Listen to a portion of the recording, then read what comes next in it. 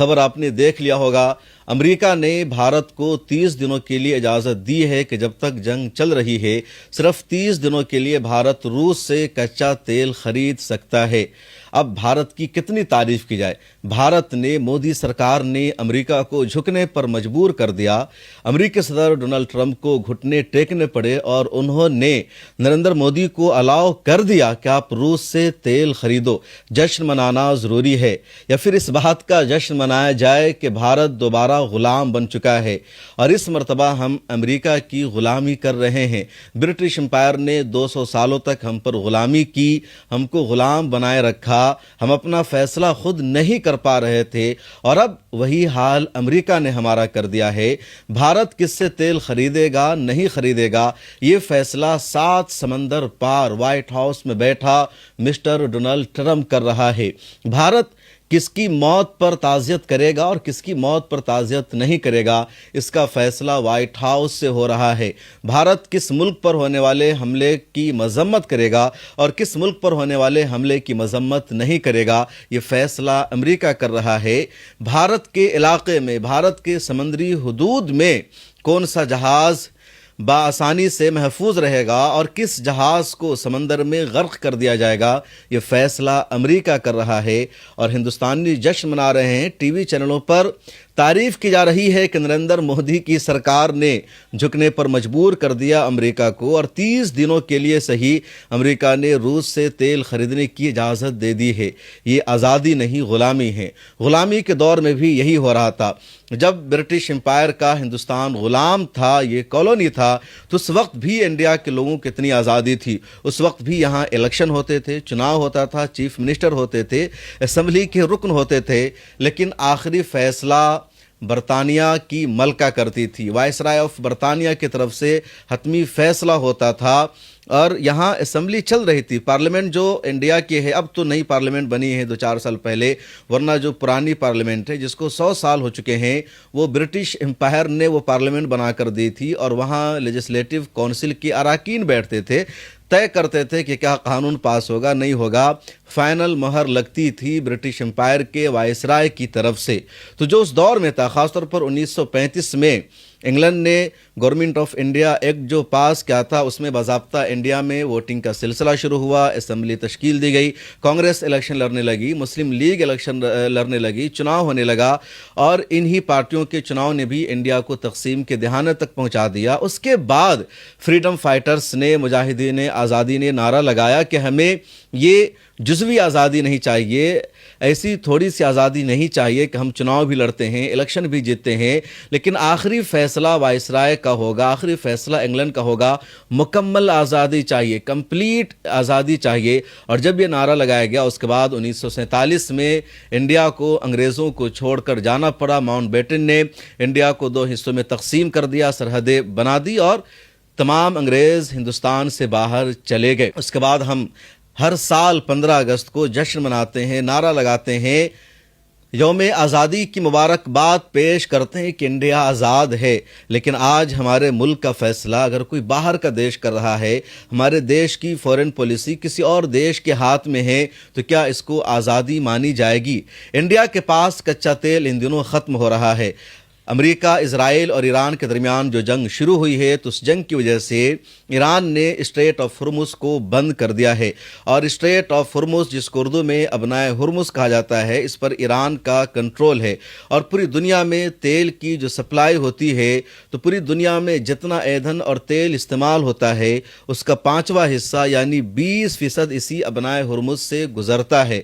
اور انڈیا میں جو تیل استعمال ہوتا ہے، انڈیا کو جو ایندھن اور کروڈ آئل آتا ہے، تو تقریباً 40% اسی ابنائے ہرمز کے ذریعے آتا ہے۔ اور یہ پرانا ڈیٹا ہے، جب امریکہ اور انڈیا کے درمیان ٹریڈ ڈیل نہیں ہوئی تھی، اس وقت روس سے بھی اچھا خاصا تیل انڈیا امپورٹ کر رہا تھا، لے رہا تھا، لیکن اب روس سے تیل انڈیا نے خریدنا بند کر رکھا ہے۔ تو جب 35 سے 40% تیل انڈیا کو روس سے آ رہا تھا، اس وقت بھی تقریباً 40% तेल इंडिया का अपनाए हुर्मुज के जरिए भारत आ रहा था और अब ईरान ने स्ट्रेट ऑफ हुर्मुज को बंद कर दिया है और ऐलान कर दिया है कि सिर्फ 2 देशों के जहाज़ों को स्ट्रेट ऑफ हुर्मुज से गुजरने की इजाज़त होगी, उसके अलावा किसी के जहाज़ों को नहीं।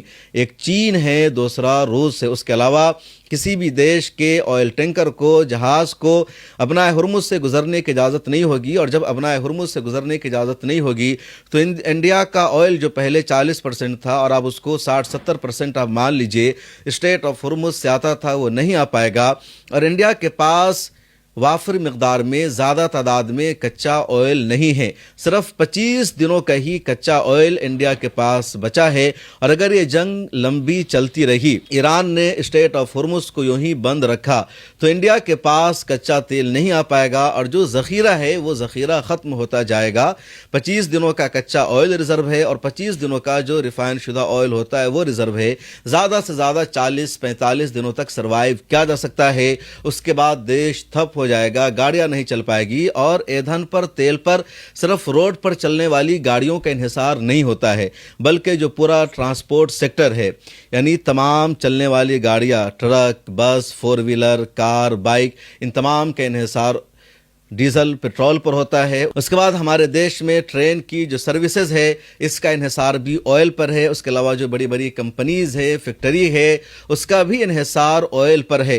तो तमाम चीज़ों के पीछे पेट्रोल है, डीजल है और वो सिर्फ 25 दिनों का ही इंडिया के पास बचा है। अब इंडिया ने अमेरिका से शिकायत की, कंप्लेन किया कि आपने ईरान पर हमला कर दिया, जंग छेड़ दी है और ईरान ने हमारे ऑयल टैंकर को आने से रोक दिया है, हमारे पास सिर्फ 25 दिनों का कच्चा तेल बचा है। तो अब अमेरिका ने एक स्टेटमेंट जारी करके इंडिया से कहा कि ठीक है, 30 दिनों के लिए आप कच्चा तेल खरीद सकते हो। अमेरिका के फाइनेंस मिनिस्टर ने अपने ऑफिशियल ट्विटर हैंडल पर एक स्टेटमेंट जारी किया और वहां अमेरिका के फाइनेंस मिनिस्टर की तरफ से लिखा गया कि अमेरिकी सदर डोनाल्ड ट्रंप ने इंडिया को सिर्फ 30 दिनों के लिए रूस से कच्चा तेल खरीदने की इजाजत दी है, 30 दिनों का वेवर दिया है और इसलिए कि इससे रूस का माली फ़ायदा नहीं होगा, रूस की मईशत पर असर नहीं पड़ेगा।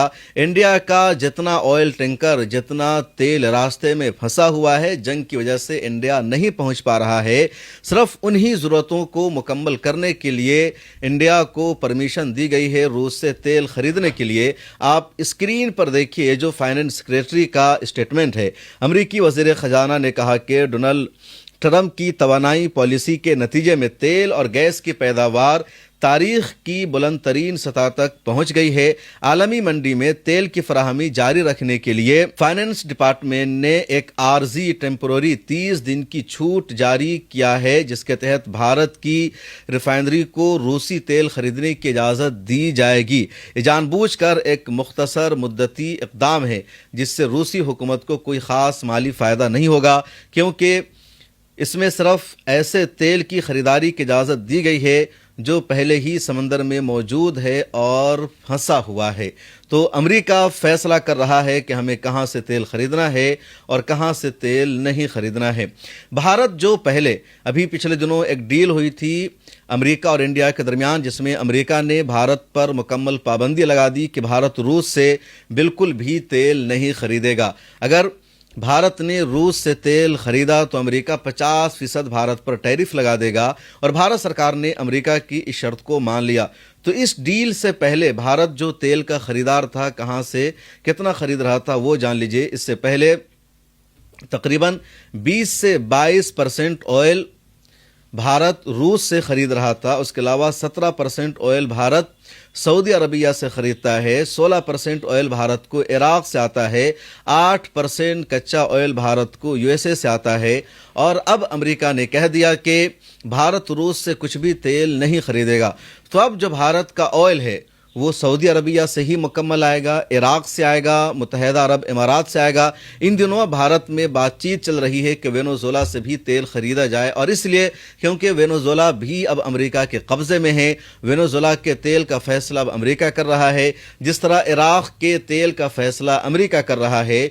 तो भारत उन्हीं देशों से तेल खरीद सकता है जिन देशों में अमेरिकी कंपनीज मौजूद है। सऊदी अरबिया, इराक, कुवैत, इन सब देशों में अमेरिका की کی کمپنیز موجود ہے اور وہی یہاں کے تیل کے کنووں کا فیصلہ کرتی ہے، اور سعودی عربیہ، عراق اور متحدہ عرب امارات، یہاں سے اگر کوئی تیل بھارت آئے گا تو وہ تیل ابنائے ہرمز کے بغیر نہیں آ پائے گا۔